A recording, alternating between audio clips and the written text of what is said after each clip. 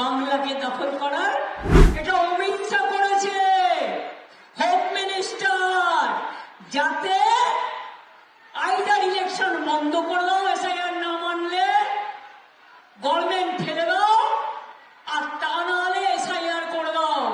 তুমি যতই চালাকি করো জেনে রেখে দাও, বাংলা ভাষায় কথা বলবো, তাতে তুমি পারলে আমার গলাটা কেটে দিও, কিন্তু আমাকে এই ভাষা থেকে দূরে সরাতে পারবে না। কাউকে ডিটেনশন ক্যাম্পে যেতে হবে না, আর কাউকে পুশব্যাক করা হবে না। সবাই বাংলায় থাকবেন।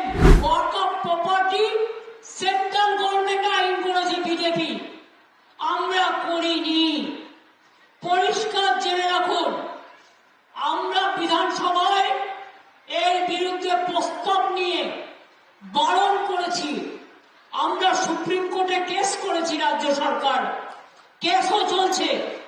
তাছাড়াও আমরা যতদিন আছি আমি এসব জায়গায় কাউকে হাত দিতে দেব না। আপনারা বিশ্বাস রাখবেন, আমি মাজার থানে হাত দিতে দেব না, জওহর থানেও হাত দিতে দেব না, মাঝি থানেও হাত দিতে দেব না।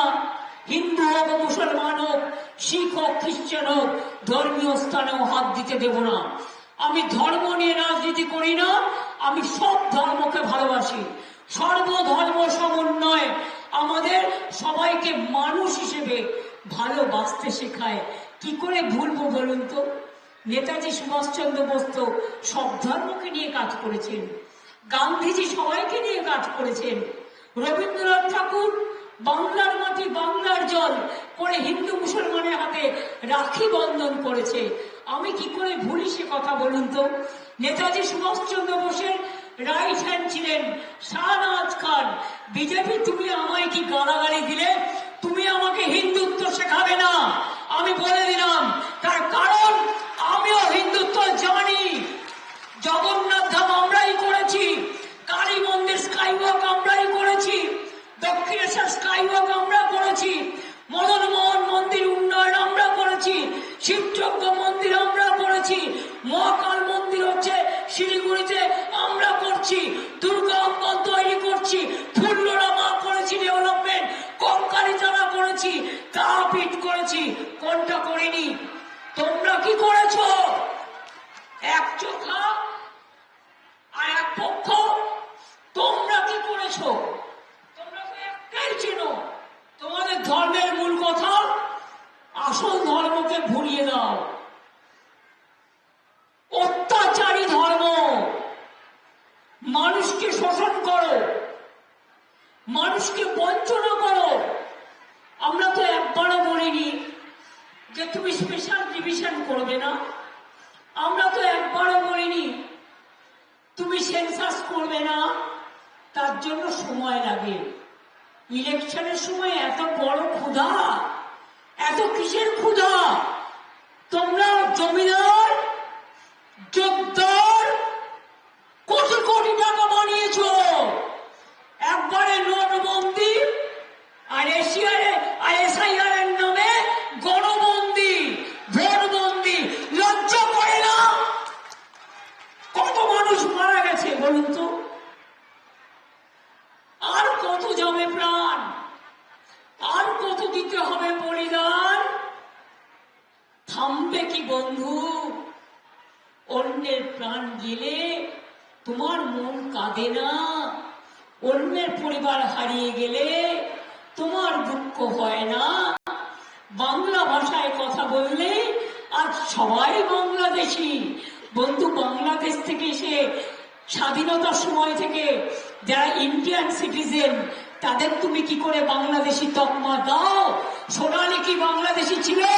সোনালী খান তো ইন্ডিয়ান ছিল। তার ইন্ডিয়ান সবকিছু থাকা সত্ত্বেও তুমি একটা প্রেগনেন্ট মহিলাকে পর্যন্ত বিএসএফ কে দিয়ে তুমি পুশব্যাক করিয়ে দিয়েছো। সুপ্রিম কোর্ট কাল অর্ডার দিয়েছে ওদের ফিরিয়ে আনার জন্য। আমরা কোর্টে কেস করে আমরা অর্ডার করেছি। উড়িষ্যায় গেলে অত্যাচার করছো বাংলা ভাষায় কথা বললে। আদিবাসীরা তার ভাষায় যদি কথা বলে আমি পছন্দ করি। তুমি উড়িয়া ভাষায় কথা বলো, আমি পছন্দ করি, আমার কোনো আপত্তি নেই। তুমি জানে কেন বাংলা ভাষায় কথা বললে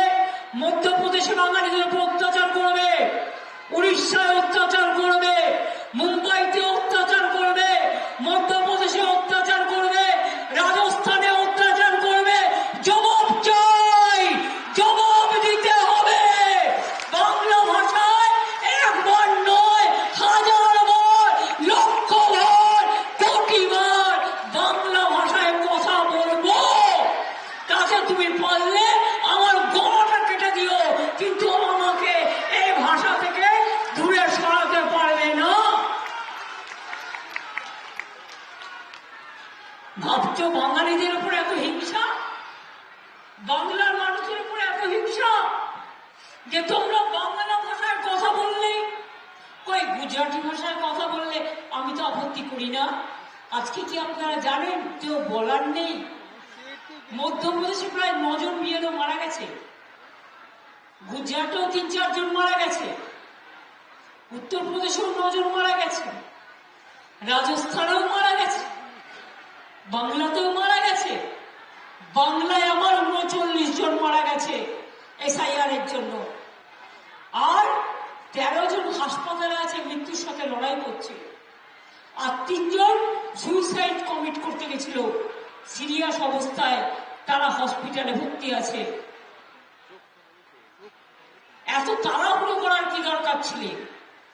তুমি জানো সামনে ইলেকশন, উন্নয়নের কাজ বন্ধ করে 6 মাস আগে থেকে রাজ্য সরকারের ক্ষমতা দখল করার জন্য, যাতে ডেভেলপমেন্টের কাজ না হয়, উন্নয়নের কাজ না হয়, মানুষ পরিষেবা না হয়, তুমি চুলকে ঘা করছো। যে মানুষটা নাগরিক তাকে আবার প্রমাণ দিতে হচ্ছে আমি নাগরিক। তারপরে আপনি নাম লেখালেন, সেই নাম যে উঠবে আপনি নিশ্চিত হয়ে দেখবেন নামটা যেন উঠে, ডাক লিস্টে উঠবে, তারপরে আবার হিয়ারিং হবে, হিয়ারিং এ আপনাকে যেতে হবে, না গেলে কেটে দেবে। আজকে তো শুনলাম সব সার্ভার ডাউন করে দেওয়া হয়েছে, কেউ কেউ আমায় বললেন, আমি খবর নিতে বলেছি, আর তারপরে ভয় দেখানো হচ্ছে সবাইকে। আমি পরিষ্কার বলে যাচ্ছি, মালদার মা ভাই বোনেরা, ভয় পাবেন না, কাউকে ডিটেনশন ক্যাম্পে যেতে হবে না, আর কাউকে পুশব্যাক করা হবে না। সবাই বাংলায় থাকবেন, আপনারা দেশের নাগরিক, আপনারা দেশের ভোটার, আপনারা নিশ্চিন্তে থাকুন, আমি আছি আপনাদের পাহারাদার, আমি দেখে রাখবো। আর যদি কেউ বঞ্চিত হয় ভোটার লিস্ট থেকে, আমরাও may I help you camp চালু করছি, আমরাও মে আই হেল্প ইউ কালকে অলরেডি আমি মিটিং এ ঘোষণা করেছি, আজকে সেটা বলছি যে 12 তারিখ থেকে may I help you camp হবে ব্লকে ব্লকে।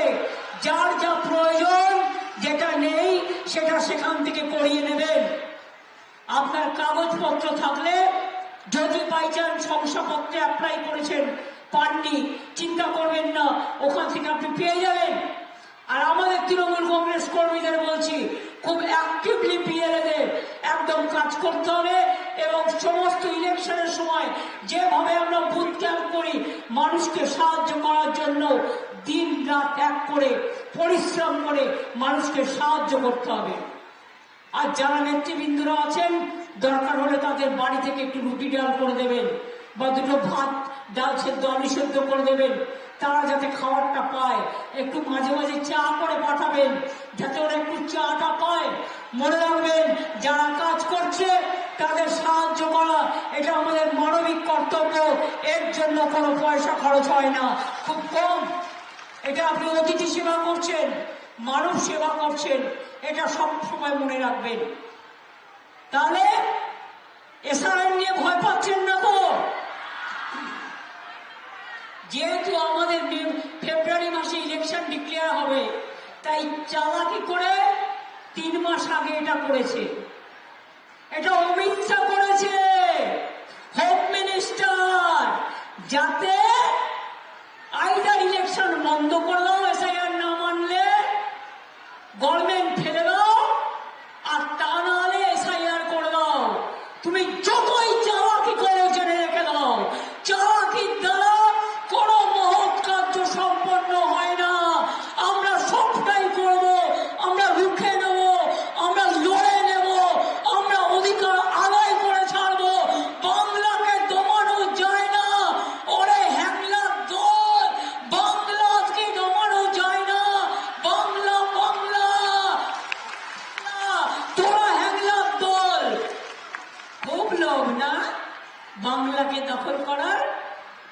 ব্যালটের মাধ্যমে করো, মানুষ ভোট দিলে করো। আর যদি কেউ সাম্প্রদায়িকতার ব্যাপারে সে যে ধর্মই হোক রটানোর চেষ্টা করে, বিশ্বাস করবেন না, আমি যতক্ষণ বেঁচে আছি, আমরা যত